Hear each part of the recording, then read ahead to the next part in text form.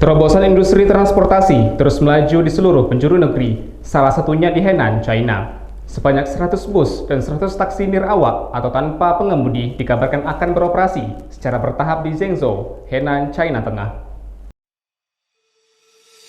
China mulai melakukan terobosan transportasi terbarukan.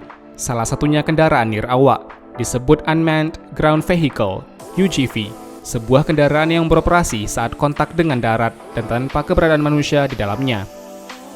8 rute bus nirawak atau tanpa pengemudi akan dibuka untuk umum di distrik baru Jiangdong, Zhengzhou, Provinsi Henan, China Tengah. Bus tanpa pengemudi ini mulai beroperasi pada 1 Juli mendatang di area seluas 115 km persegi. Sebanyak 100 bus dan 100 taksi nirawak akan beroperasi secara bertahap di area ini. Para penumpang hanya perlu menggunakan aplikasi seluler untuk memesan layanan tersebut dan menaikinya. Ini akan memungkinkan penumpang untuk berpergian dengan gaya teknologi tinggi. Kantor Berita Antara, UTV, mengabarkan. Korban tragedi runtuhnya bangunan 12 lantai di Florida, Amerika Serikat terus bertambah. Hingga Selasa 29 Juni, terdata 9 orang ditemukan meninggal dunia dan 152 lainnya dikabarkan masih hilang. Bangunan tempat tinggal 12 lantai di kota tepi pantai Surfside, negara bagian Florida, sebelah tenggara Amerika Serikat, runtuh.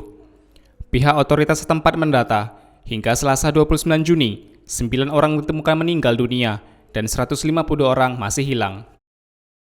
Hingga saat ini, operasi pencarian dan penyelamatan masih terus berlangsung. Pejabat setempat mengatakan, 1 orang menghembuskan nafas terakhir di rumah sakit dan 8 orang lainnya ditemukan meninggal di lokasi. Dibangun tahun 1981, bangunan 12 lantai ini runtuh pada Kamis 24 Juni pukul 1 waktu setempat.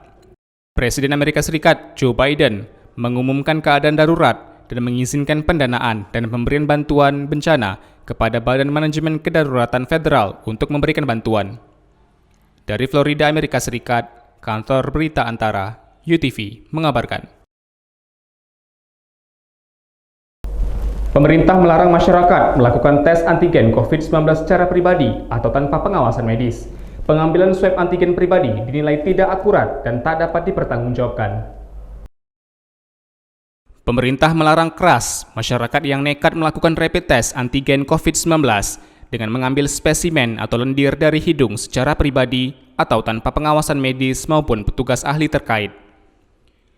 Juru bicara vaksinasi COVID-19 Kementerian Kesehatan, Siti Nadia Tarmizi, menyebut tata cara penggunaan alat deteksi dini COVID-19 memiliki prosedur khusus yang tidak bisa diterapkan oleh sembarang orang, terutama masyarakat awam.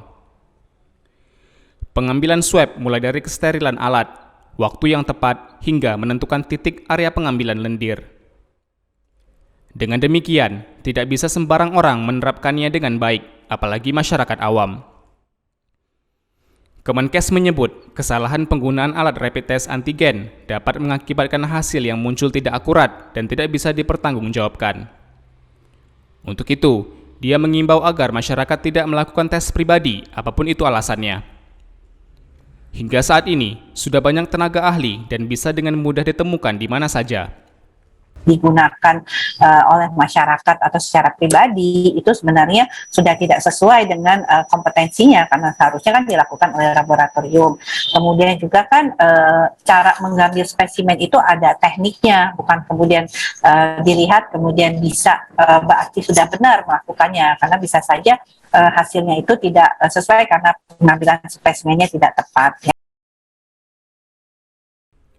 Kementerian Kesehatan mengatakan, pihaknya telah memastikan setiap vaskes yang memiliki pelayanan tersebut dapat menggunakan alat yang sudah terverifikasi Kemenkes dan BPOM, sehingga keamanannya bisa terjamin dan hasil yang didapatkan akurat. Sehingga potensi penularan dapat dicegah serta penelusuran pasien yang terinfeksi COVID-19 tepat sasaran. Dari Jakarta, Kantor Berita Antara, UTV, mengabarkan.